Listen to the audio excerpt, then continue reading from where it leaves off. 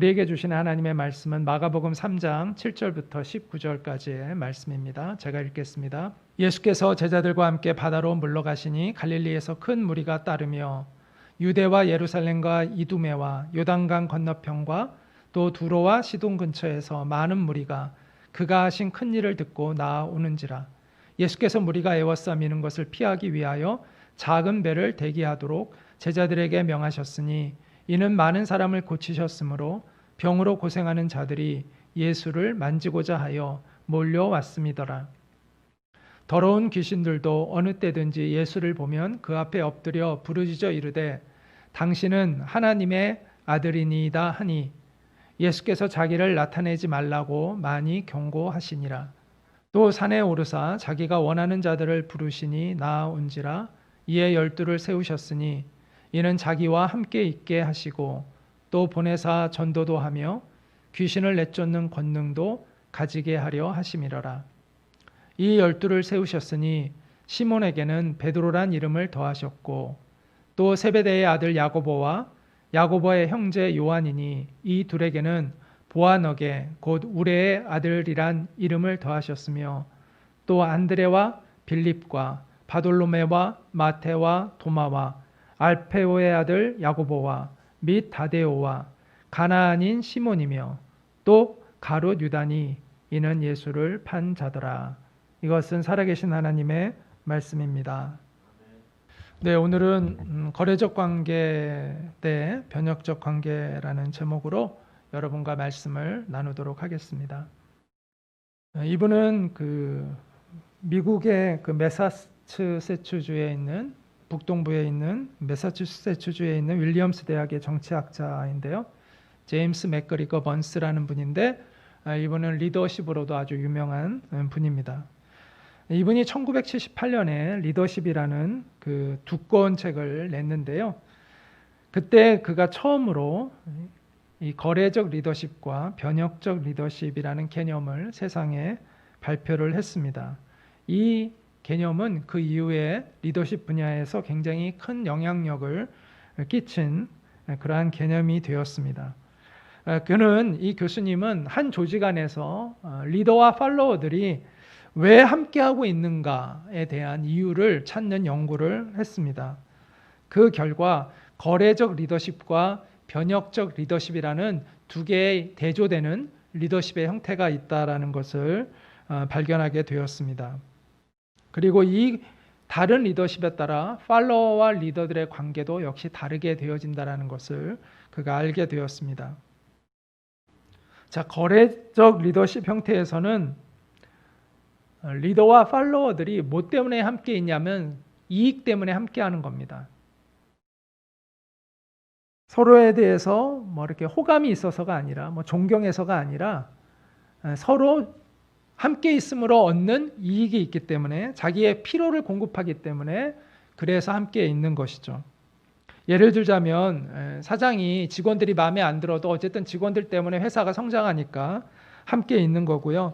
직원도 사장이 마음에 들지 않아도 월급을 주니까 함께 있는 것입니다. 이렇게 철저하게 이해중심적인 관계로 얽혀 있는 것이 바로 이 거래적 관계, 거래적 리더십이라고 이야기할 수가 있는 것이죠. 반면에 변혁적 리더십은 리더와 팔로워들이 이해관계보다는 인격적인 관계 그리고 긍정적인 상호작용 때문에 서로 함께 하는 것입니다. 팔로워는 리더를 통해서 비전을 발견하고 또 그의 인생에 어떤 새로운 그런 관점들을 갖게 되고 인격적으로도 성장하고 하기 때문에 그 리더와 함께 있는 것을 선택하는 것이고요. 또 리더도 팔로워들과의 관계에서 얻는 보람과 가치 때문에 함께 있는 것이죠. 그래서 이들의 관계는 신뢰와 사랑의 관계라고 이야기할 수 있습니다. 이것을 변혁적 리더십 또 변혁적 관계라고 이야기할 수 있는 거죠. 자, 주님이 우리를 부르신 것은 거래적 관계로의 부르심이 아니라 당연히 변혁적 관계로의 부르심일 것입니다. 여러분은 주님의 이 부르심에 어떻게 응답을 하고 있습니까? 본문을 통해서 우리는 주님의 부르심에 내가 어떻게 응답하고 있는가에 대해서 한번 생각해 볼 수 있을 것 같습니다. 그리고 우리가 정말 주님의 그 부르심에 합당한 응답을 드리는 사람이 되기를 우리가 원하고 소망합니다.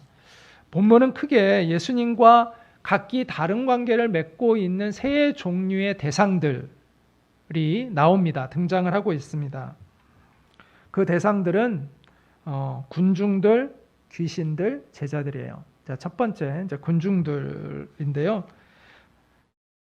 예수님 주위에는 늘 큰 무리들이 따라다녔습니다. 오늘 본문을 보면 이렇게 말씀하죠. 예수께서 제자들과 함께 바다로 물러가시니 갈릴리에서 큰 무리가 따르며 유대와 예루살렘과 이두메와 요단강 건너편과 또 두로와 시돈 근처에서 많은 무리가 그가 하신 큰 일을 듣고 나아오는지라. 예수께서 무리가 애워싸 미는 것을 피하기 위하여 작은 배를 대기하도록 제자들에게 명하셨으니 이는 많은 사람을 고치셨으므로 병으로 고생하는 자들이 예수를 만지고자 하여 몰려왔음이더라. 자, 예수님을 바리새인들이 매우 싫어했음에도 불구하고 예수님을 어떻게 당장 하지 못했던 이유는 예수님의 대중적인 인기가 컸기 때문입니다. 예수님 주위에는 수많은 군중들이 있었습니다.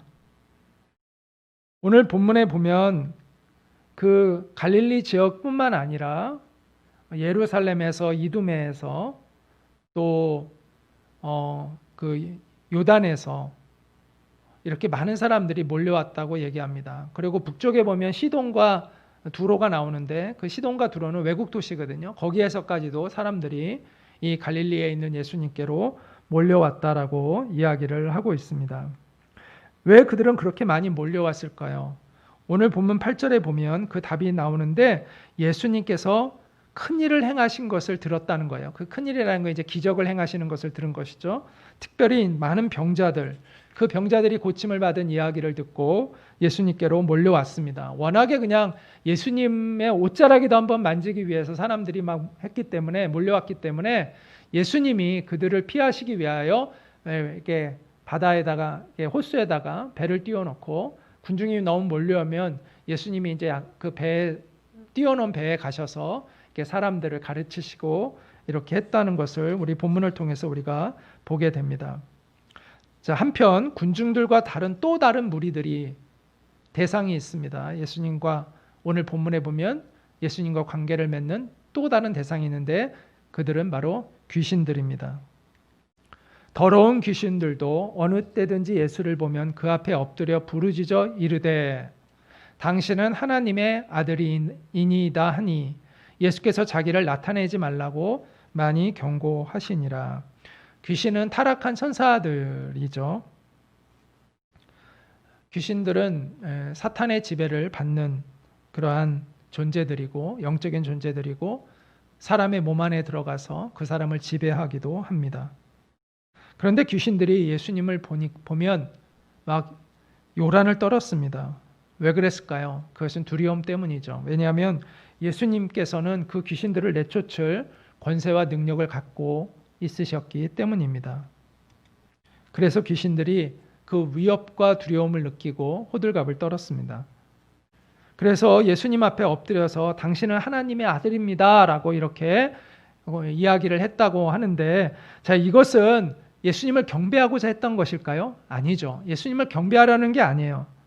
너무 놀래가지고 그냥 소리치는 거예요. 예수님의 정체성을 너무 놀래가지고 그냥 말하는 것이지 예수님을 경배하려고 했던 것이 아닙니다. 그런 귀신들에게 예수님은 조용히 해라 이렇게 하셨습니다. 그런 말 하지 마라 라고 하셨습니다. 왜냐하면 예수님은 지금 십자가의 길을 걷기를 원하셨던 것이죠. 예수님의 이러한 이 하나님의 아들임이 사람들에게 정말 정상적으로 드러나려면 십자가와 부활 이후에 그것이 드러나는 것인데 지금은 그것이 그냥 사람들의 호기심을 충족시켜주는 것밖에 안 되는 거죠. 그래서 예수님께서 그 귀신들이 예수님의 정체를 밝히는 것을 하지 못하도록 경고하신 것을 우리가 보게 됩니다. 자, 또 세 번째 대상이 있죠. 대상은 제자들이죠.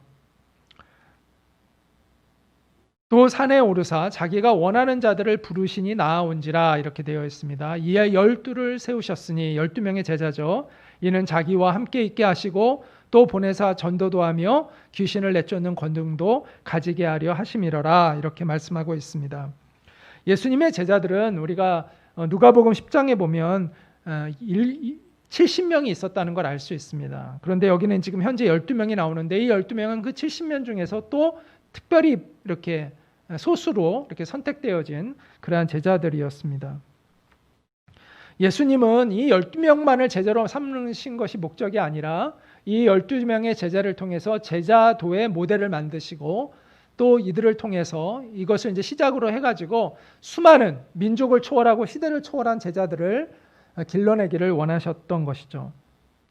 예수님께서 이 12명을 특별히 세우시면서 이 세운 목적에 대해서 오늘 본문이 밝히고 있는데 세 가지가 나옵니다. 첫째는 함께 있게 하기 위해서, 예수님과 함께 있게 하기 위해서, 또 하나는 전도를 보내도록 하기 위해서, 세 번째는 귀신을 내쫓는 권능을 갖도록 하시기 위해서 이 제자들을 선택하셨다라고 말씀하고 있습니다. 자, 그러면서 12명의 제자의 이름이 이렇게 마가복음 3장 16절부터 19절 오늘 본문에 이렇게 나옵니다.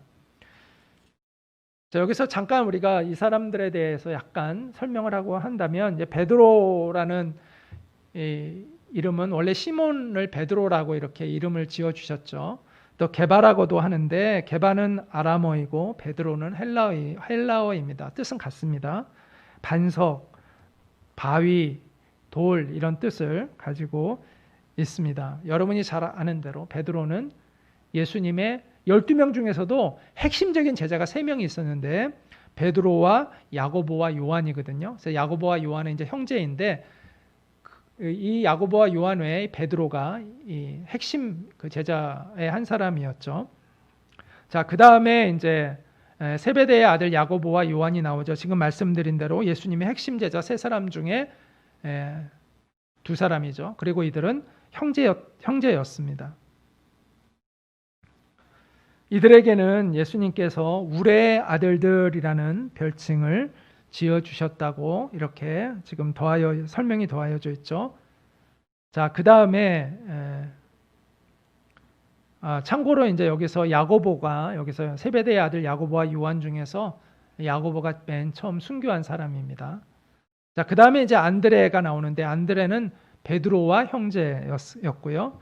안드레는 요한의 제자였습니다. 세례 요한의 제자였다가 나중에 베드로와 함께 자기 형제 베드로와 함께 예수님의 제자가 되죠. 여기서 또 이제 빌립이 나오는데 빌립은 베드로와 안드레와 같은 고향의 출신입니다. 그래서 베세다라고 갈릴리 북동쪽에 있는 마을인데요. 거기 출신이고 그가 이 바돌로메는 나다나엘로 우리가 그렇게 학자들이 추정하고 있는데요. 이 바돌로메를 예수님께 데리고 온 사람이 빌립입니다. 그 다음에 이제 바돌로메가 나오죠. 바돌로메는 아까 말씀드린 대로 나다나엘과 동일인으로 그렇게 추정을 합니다. 이 나다나엘은 처음에는 예수님에 대해서 이렇게 신뢰하지 못했지만 예수님 진리에 대한 탐구심 때문에 예수님을 만나고 예수님을 그 이후에 이제 따르게 되었죠. 그래서 예수님께서 요한복음 1장 47절에 이 나다나엘에 대해서 보라 이는 참 이스라엘 사람이라 그 속에 간사한 것이 없다 이렇게 그 사람을 이렇게 칭찬하신 것을 우리가 보게 됩니다. 자, 그다음 마태가 나오는데 마태는 여러분이 잘 아는 세금 징수원이죠. 레위라고도 합니다. 그리고 마태복음의 저자이기도 하죠. 도마는 또한 예수님의 부활을 의심했지만 예수님의 못 박히신 손을 보고 옆구리에 찔린 창을 보고 창자국을 보고 예수님을 믿게 된 그런 예수님의 제자로 우리가 잘 알고 있습니다.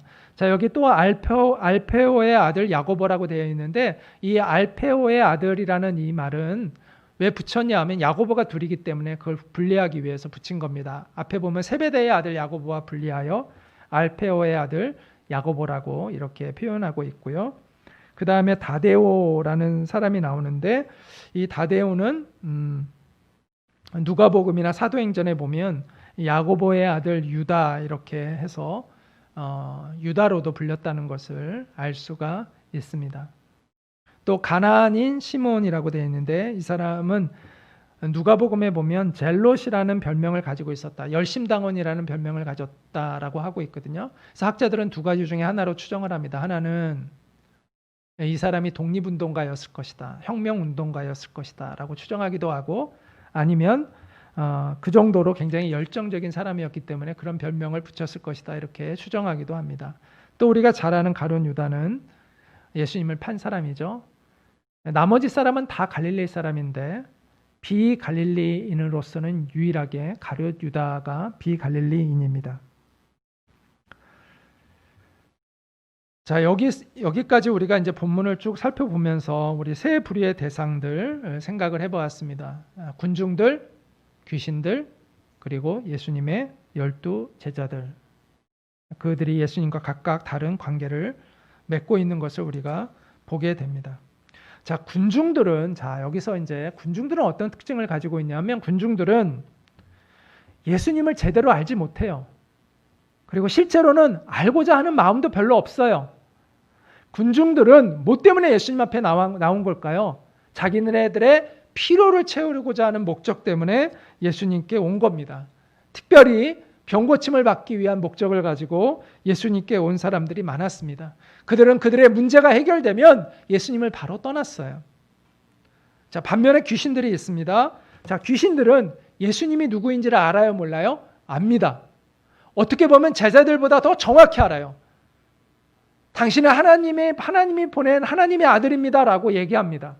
예수님의 정체성을 누구보다도 정확히 알아요, 귀신들은. 그런데 귀신들은 예수님께 순종하는 것이 아니라 예수님을 회방합니다. 예수님의 사역을 방해하는 존재들이었다는 거죠. 자, 그 다음에 제자들은 어떤 사람들이죠? 제자들은 예수님에 대해서 어느 정도 지식을 가지고 있습니다. 비록 충분하지는 않지만 예수님에 대한 지식을 가지고 있고 또 예수님을 따르고 있습니다.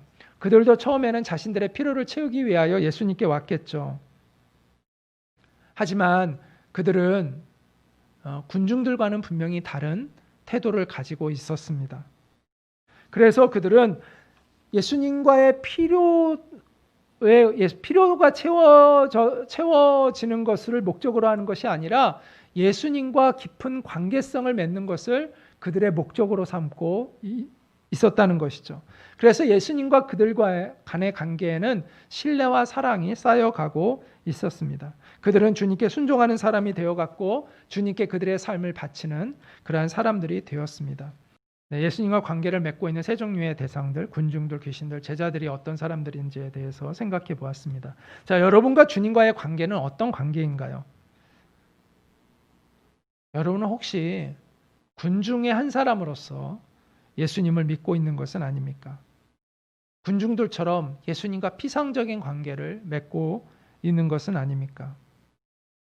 예수님을 따르는 여러분의 동기가 여러분을 보호해주고 여러분을 채워줄 것을 기대하는 그런 것에 불과하다면 여러분은 군중과 다름없는 관계를 맺고 여러분 예수님과 그런 관계를 맺고 살아가고 있는 것이죠. 실제로 많은 사람들이 자신의 필요가 채워지지 않으면 신앙을 버리는 사람들이 많습니다. 자신들의 생활고가 해결되지 않으면 믿음을 떠나고 자신의 건강의 문제가 해결되지 않으면 믿음을 포기하는 사람들이 있습니다. 여러분은 예수님이 정말 누구인지를 알고 신앙생활을 하고 있습니까? 십자가와 부활이 어떤 것을 의미하는 것인지를 알고 믿음을 갖고 있는 것입니까? 예수님을 따른다는 것이 어떤 의미인지를 제대로 알고 여러분은 신앙생활을 하고 있습니까? 그렇지 않다면 그 신앙은 군중들처럼 나약하고 변덕스러운 신앙이 되고 말 것입니다. 그런 인생에서는 복음의 능력을 기대할 수 없습니다. 비겁하고 비열한 그러한 우리의 속성을 극복해 나갈 수가 없습니다. 허무한 인생으로 우리의 인생을 마감하게 될 것입니다. 이런 군중과 같은 사람이 되지 않기를 바랍니다. 또 하나, 또 어떤 사람들이 있냐면 예수님에 대해서 잘 알고 있어요. 잘 알고 있는데 주님을 따르지 않는 사람들이 있습니다. 십자가와 부활의 도에 대해서도 알고 있어요. 예수님의 능력도 경험을 했어요. 또 심지어 내가 정말 예수님을 따르겠다라고 기도까지 했어요. 그런데 순종하지 않고 있는 사람들이 많습니다. 자신의 고집을 버리지 못하고 자기의 이기심대로, 자기의 욕심대로, 자기의 이익을 추구하는 인생을 계속해서 살고 있는 많은 교인들이 있습니다. 예수님 당시의 군중들은 예수님이 누구인지를 모르니까 그렇다고 치지만 오늘날 주님께 순종하지 않는 교인들은 예수님이 누구이신지는 아니까 교회를 나올 거 아니에요. 그렇죠? 그런데 순종하고 있지 않다는 거죠. 예수님이 누구인지 속된 말로 귀신같이 알아요.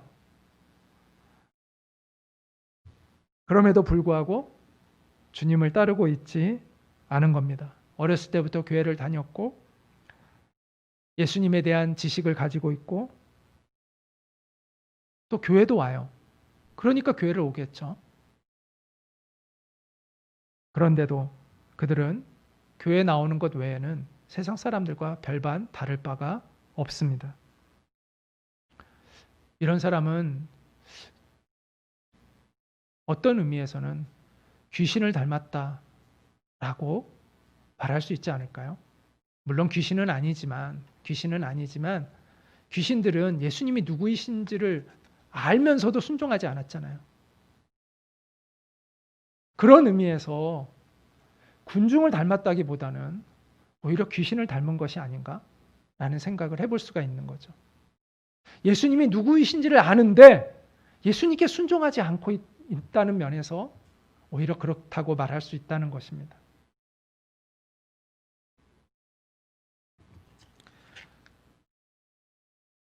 군중이 되는 것도, 군중처럼 살아가는 것도 비극이지만 예수님이 누구인지를 알면서도 순종하지 않는 것이야말로 가장 비극적인 인생을 살고 있는 것이 아닐까요? 주님이 우리를 부르신 것은 제자로의 부르심이라는 것을 알아야 합니다. 우리를 주님은 제자가 되도록 부르셨습니다. 제자는 어떤 사람이죠? 십자가의 도를 알고 주님을 정말 따르는 사람들을 제자라고 얘기합니다. 예수님은 군중들에게는 관심이 없었어요. 예수님의 관심은 오로지 제자들에게 있었어요. 제자들을 길러내는 것에 모든 힘을 쏟으셨습니다. 예수님은 많은 인기를 얻고 있었기 때문에 그 인기를 이용해서 얼마든지 다른 일을 하실 수도 있었겠지만 예수님은 거기에 관심을 기울이지 않았습니다. 예수님은 오직 제자들을 양육하는 데 온 힘을 쏟으셨다는 것이죠. 왜 그랬을까요? 군중 속에 파묻혀 있는 그런 신앙으로는 예수님을 따를 수 없다는 것을 예수님이 아셨기 때문입니다. 예수님이 걸어가는 그 길은 군중들과 같은 마음으로는 따를 수 없다는 것을 예수님은 아셨기 때문이에요. 제자가 되지 않으면 그 십자가의 도를 따를 수 없다는 걸 예수님은 아셨기 때문에 예수님은 제자들을 길러내는데 온 힘을 쏟으셨습니다. 여기서 우리는 교회가 성도의 기준을 낮춰서는 안 된다는 것을 깨닫게 됩니다. 오늘날 현대의 교회들은 대중적인 사역에 몰두하라는 그러한 유혹에 직면해 있습니다. 많은 사람들이 모이게 해야 한다라는 어떤 강박관념이 퍼져 있어요. 교회 성장에 대한 이러한 심리적인 압박감에서 자유로운 목회자는 거의 없을 것입니다. 그러다 보니까 기준을 낮추려는 유혹을 참 많이 받습니다. 성도들이 부담 갖지 않고 신앙생활을 할 수 있도록 그렇게 편하게 배려해 주어야 한다는 생각을 하게 됩니다. 신앙의 검증도 제대로 하지 않은 채 세례를 주고 또 직분을 주려고 하고 그래서 그들이 교회를 떠나지 않게 해야 된다라는 그런 강박관념을 갖게 합니다. 또 교인들이 죄를 반복하고 부도덕한 일을 행하는 것을 보고도 징계하거나 책망하지 않고 대충 넘어가 주려는 그러한 경향을 갖게 됩니다. 그런데 그래서는 안 된다는 거죠.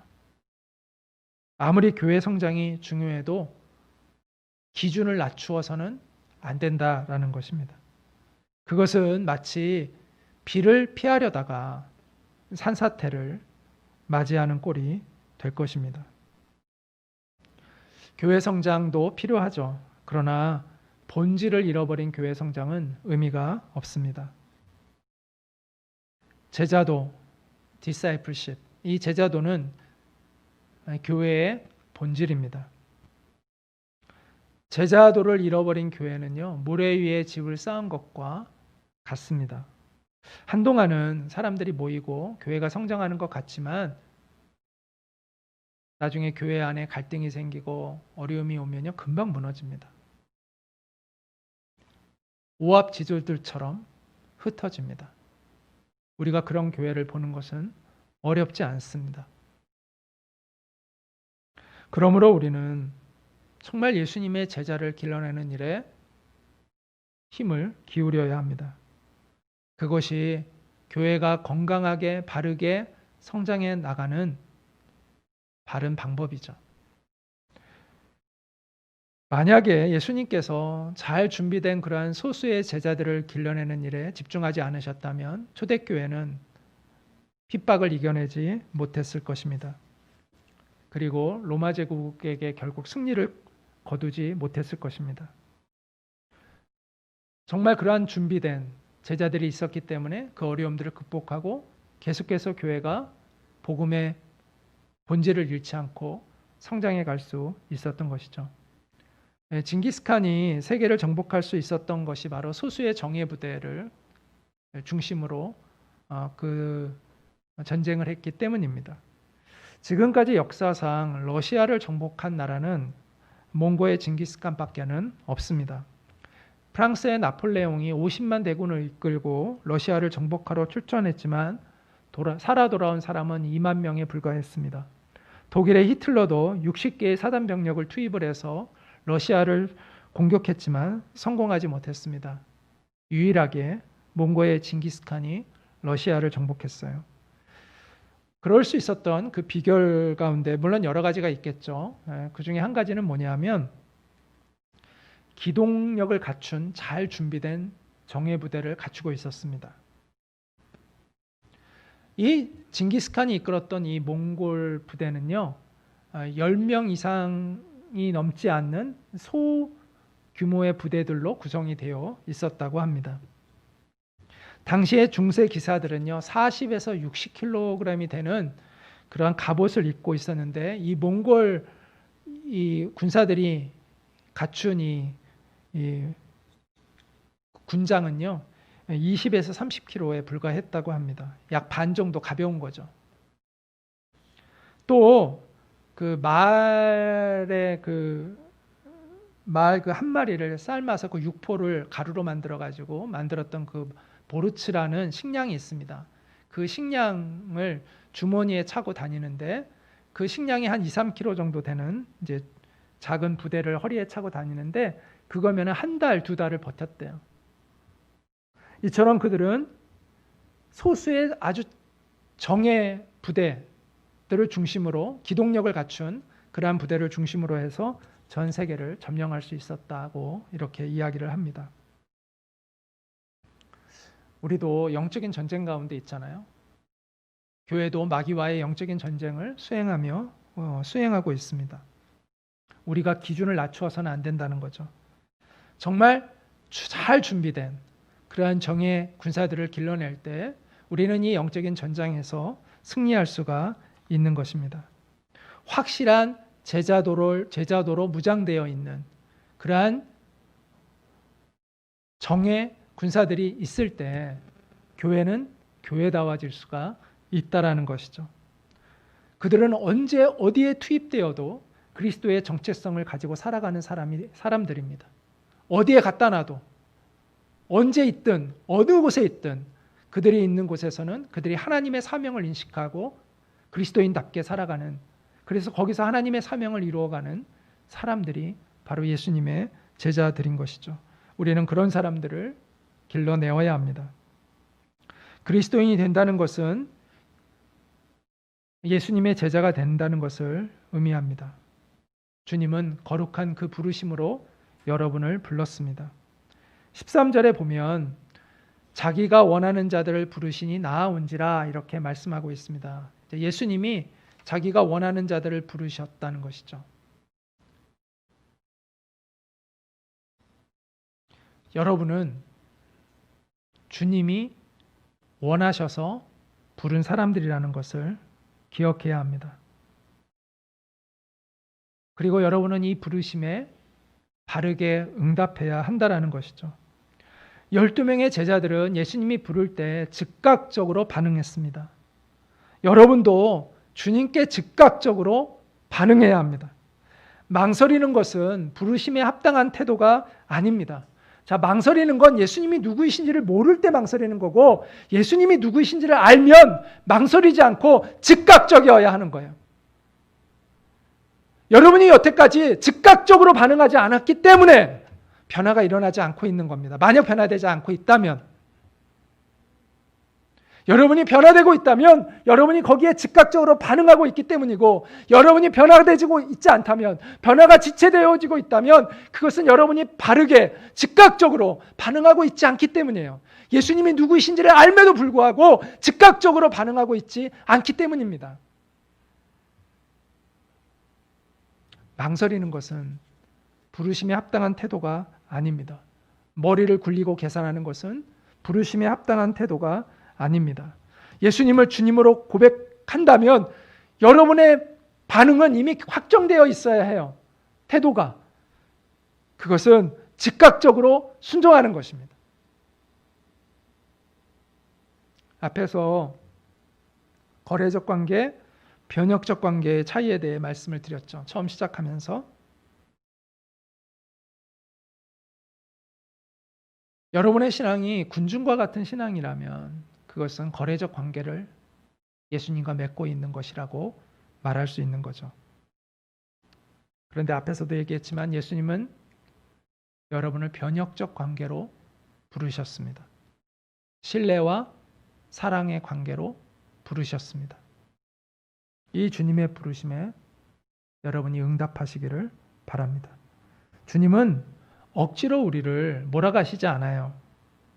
우리는 주님을 따를 자유가 있고 따르지 않을 자유가 있습니다. 순종할 자유가 있고 불순종할 자유가 있습니다.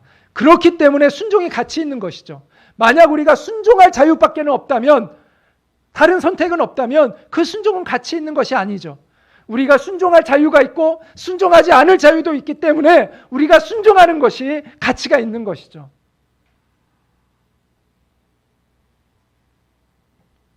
그렇기 때문에 주님은 우리에게 순종을 요구하시지만 순종을 강요하시지는 않습니다. 그 선택은 우리에게 주어져 있습니다. 우리에게 주어진 그 선택할 수 있는 자유로 무엇을 선택하느냐가 우리의 책임이고 우리의 몫이에요. 거기에 따라 우리의 인생이, 미래가 결정되어지는 것입니다. 부디 여러분이 가진 그 선택의 자유로 세상의 종로를 타는 인생을 선택하지 말고 예수님의 제자가 되는 인생을, 예수님을 따르는 인생을 선택하는 여러분이 되시기를 바랍니다. 주님의 부르심에 예라고 순종하며 나오는 사람만이 주님의 제자가 될 수 있습니다. 주님은 우리를 제자로 부르시지만 우리를 강압하거나 강요하시지는 않습니다. 왜냐하면 그렇게 이루어지는 순종은 가치가 없는 순종이기 때문인 것이죠. 부디 주님의 이 부르심에 예라고 즉각적으로 순종하며 나아가는 여러분이 꼭 되시기를 바랍니다. 수많은 교회를 다니는 사람들이 계속해서 망설입니다. 예라는 대답을 하지 않고 망설입니다. 자꾸 뒤를 돌아봐요. 자기의 욕심을, 자신의 목표를, 자신이 추구하고 있는 그 안락함을 뒤돌아봅니다. 자신을 둘러싸고 있는 사람들의 그 시선과 평판을 뒤돌아봅니다. 그래서 주님을 따르는 것을 계속해서 저울질하며 있습니다. 그리고 교회를 다니는 사람들 중에서 평생 그렇게 저울질하며 살다가 인생을 마치는 안타까운 사람들을 적지 않게 봅니다. 여러분, 그런 이 세상의 종노릇하는 그런 인생은 정말 비참한 인생입니다. 그것은 진정한 인생이 아니라고 말씀드리고 싶습니다. 그 비참한 인생에서 벗어나서 예수님의 부르심에 예라고 응답하는 여러분이 되시기를 바랍니다. 그래서 거래적인 관계로 예수님과 관계를 맺고 살아가는 사람이 아니라 변혁적인 관계를 맺고 살아가는, 그래서 정말 주님 안에서 여러분의 인생이 거룩하게 변화되어 가는, 그래서 하나님의 형상을 회복하는, 그리고 하나님께 쓰임받는 영광을 회복하는 그러한 영광스러운 인생을 사는 여러분이 되시기를 주님의 이름으로 축원합니다.